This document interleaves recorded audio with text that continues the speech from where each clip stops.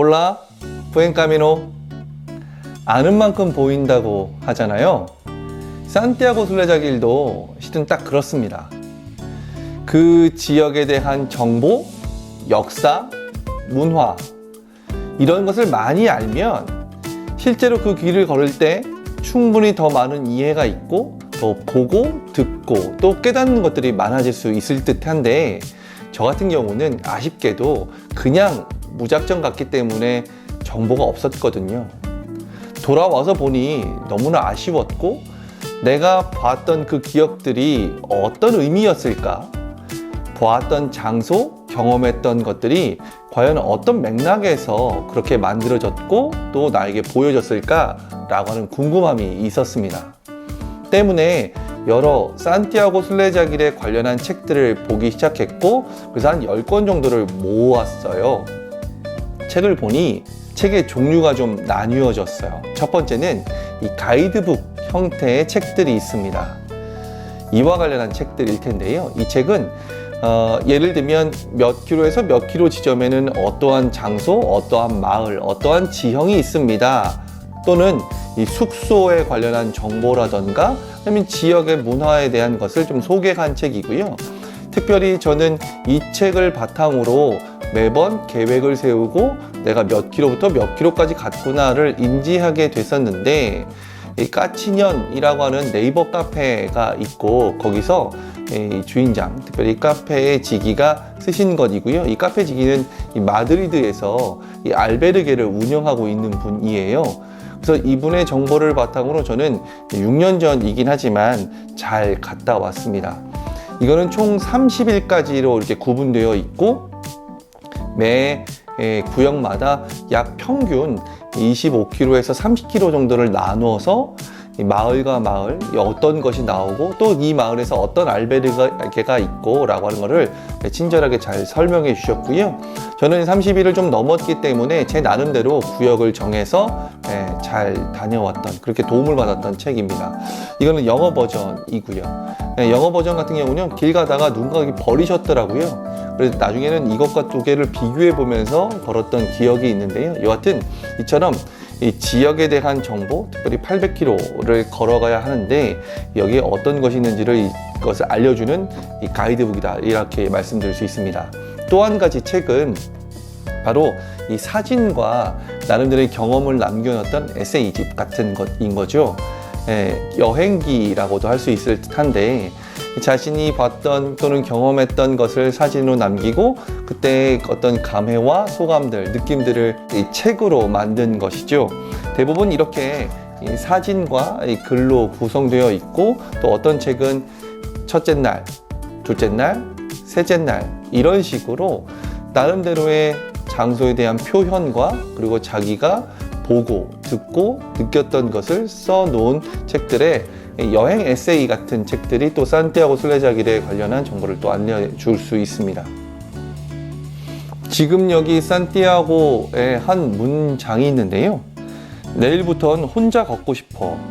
함께 하다 보니 자꾸만 너에게 기대게 되는 것 같아. 혼자 있고 싶어 떠나온 여행이야. 이 구절이 저에게도 딱 맞는 구절이었어요. 나중 가다 보면 매일 만나는 사람들과 함께 길을 걷게 되거든요. 그러면 원래 본래 목적이었던 내가 무언가를 생각을 정리하거나 또는 자기 나름대로 무언가를 계획하고 또 비우는 작업을 해야 되는데 같이 걷다 보면 대화를 나눌 수밖에 없고 또 타인에게 이 길을 맞출 수밖에 없게 되어져요. 그래서 어느 순간은 혼자 걸어야 된다라고 하는 나름의 마음이 들기 시작했고 저도 역시 그랬었거든요.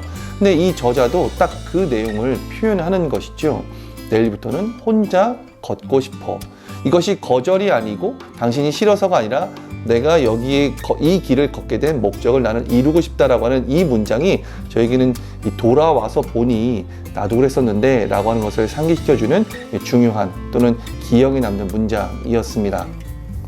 또 한 가지 책의 종류는 바로 나름 이 산티아고 순례자길은 이 종교, 특별히 카톨릭에 관련한 내용들이 있잖아요. 그래서 깨달음이라 할까 또는 종교적, 영성적인 이야기를 담은 책들이 이렇게 구성되어 있습니다.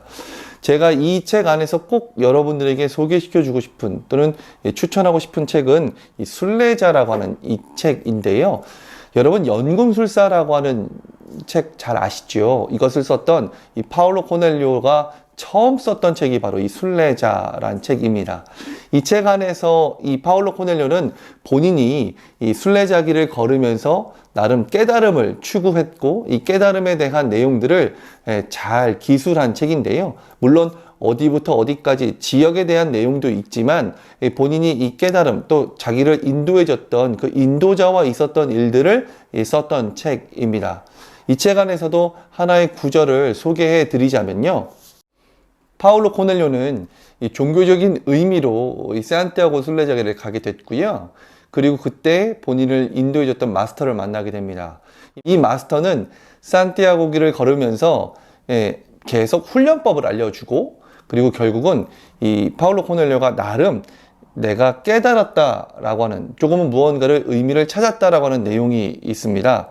이 내 검의 비밀은 인간이 살아가면서 얻는 모든 성취의 비밀과 마찬가지로 세상에서 가장 단순한 것이었다.